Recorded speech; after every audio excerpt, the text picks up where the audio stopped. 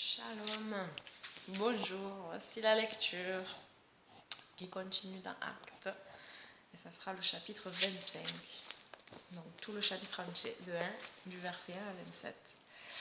Et le thème c'est dans le doute, cherchons un deuxième avis. C'est bizarre quand même, hein? Juste aujourd'hui, pour moi, c'est fort.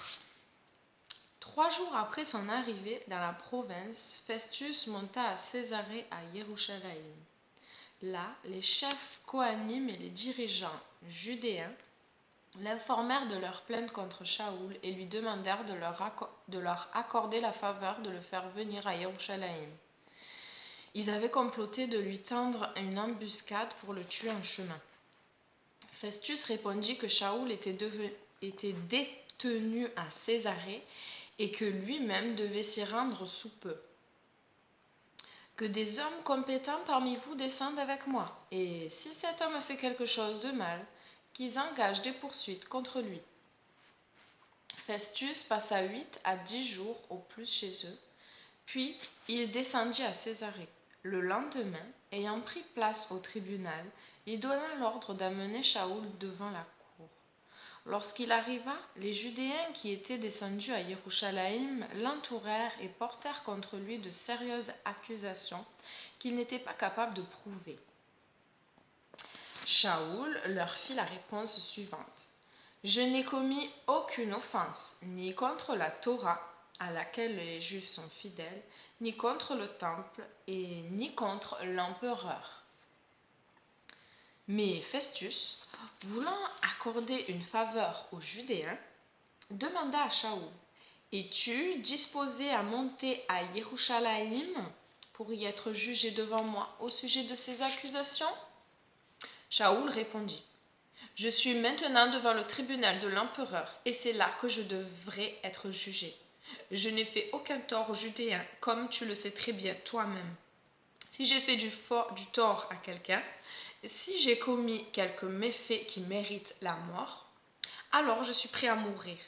Mais si les accusations qu'ils portent contre moi sont fausses, personne ne peut me livrer à eux sous prétexte d'une faveur. J'en appelle à l'empereur. » Alors Festus, après avoir parlé à ses conseillers, répondit, « Tu en appelles à l'empereur? Alors tu iras devant l'empereur. » Quelques jours plus tard, le roi Agrippa et Bérénice arrivèrent à Césarée pour saluer Festus. Comme il séjournait là quelque temps, Festus eut l'opportunité d'exposer au roi l'affaire de Shaoul et lui dit « Il y a ici un homme qui a été placé en détention par Félix. Lorsque j'étais à Yerushalayim, les Juifs Kohanim et les anciens des Judéens m'ont informé à son sujet et m'ont demandé de prononcer un jugement contre lui. Je leur ai répondu que ce n'est pas la coutume des Romains de condamner un homme dans le but d'accorder une faveur avant qu'ils aient rencontré ses accusateurs face à face et qu'il ait eu l'occasion de pouvoir se défendre de ce dont il est accusé. C'est pourquoi, quand ils sont venus ici avec moi, sans aucun délai, j'ai pris place au tribunal le lendemain et j'ai ordonné que l'on m'amène cet homme. Quand les accusateurs se sont présentés, ils n'ont porté contre lui aucune charge concernant des fautes lourdes comme je le supposais. Au lieu de cela, ils se sont mis à discuter de certains points importants concernant leur religion et tout particulièrement d'un certain Yahusha qui est mort mais que Shaoul affirmait être vivant.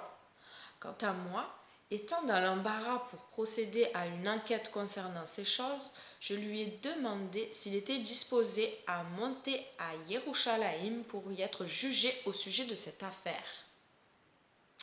Mais puisque Shaoul avait fait appel pour être détenu afin que son cas soit réservé à la connaissance de son impériale majesté, j'ai ordonné qu'on le garde jusqu'à ce que je puisse l'envoyer à l'empereur.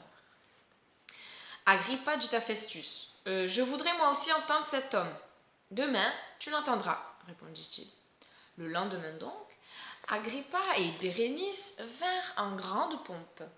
Ils entrèrent dans la salle d'audience accompagnés des commandants militaires et des hommes influents de la ville. Puis, au commandement de Festus,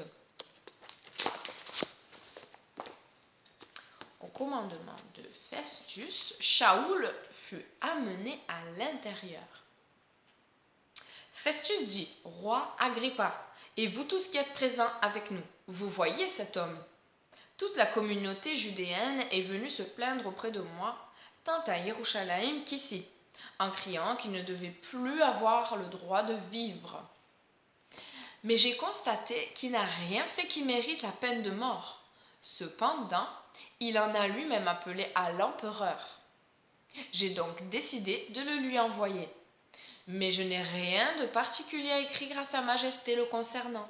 C'est pourquoi je l'ai fait comparaître devant vous tous et surtout devant toi, roi Agrippa, afin que, après avoir procédé à un interrogatoire, je puisse trouver quelque chose à écrire. Cela me semble tellement absurde d'envoyer un prisonnier sans indiquer en même temps les charges retenues à son encontre. C'est clair, c'est ridicule, n'est-ce pas? Voilà, donc la question de méditation, c'est devant une décision difficile, est-ce que je demande l'avis de personnes consacrées, sages, justes, respectables et dotées de discernement? Ou est-ce que je fais tout toute seule? Est-ce que je fais tout toute seule? Seigneur, on est dans une grande décision qu'on a bien beaucoup déjà avancé. Pardon encore pour tout ce qui s'est passé hier, Seigneur. Merci de nous accorder ta paix, de renouveler en nous un esprit bien disposé à faire ta volonté. Toi, le Père tout-puissant, grand, l'unique, le véritable, l'amour parfait, le modèle parfait, tu nous l'as montré par ton Fils unique, le Messie et Roi de l'univers, Yahusha. Qu'on soit au pied de la croix, qu'on te rende gloire et qu'on cherche des conseils auprès de personnes, comme l'a dit la question de méditation, consacrées, sages, avec esprit de discernement. Merci Seigneur pour cette journée qui commence. Merci pour la nuit de sommeil que tu nous as accordée. Merci de nous garder sur la route. Merci Seigneur de parler au cœur de chacun de mes frères, de mes sœurs.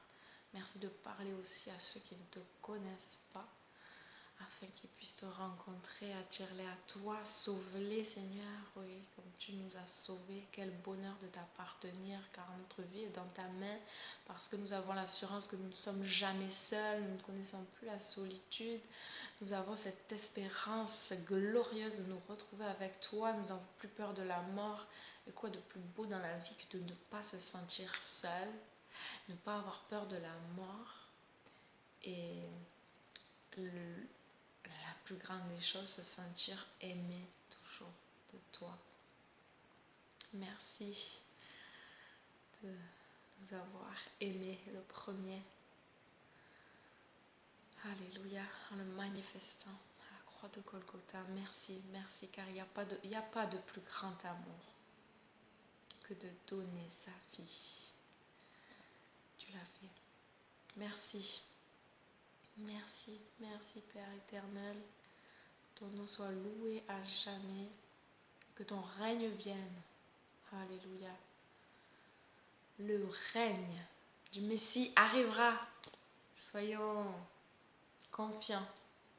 Amen. Soyez bénis. Bonne journée.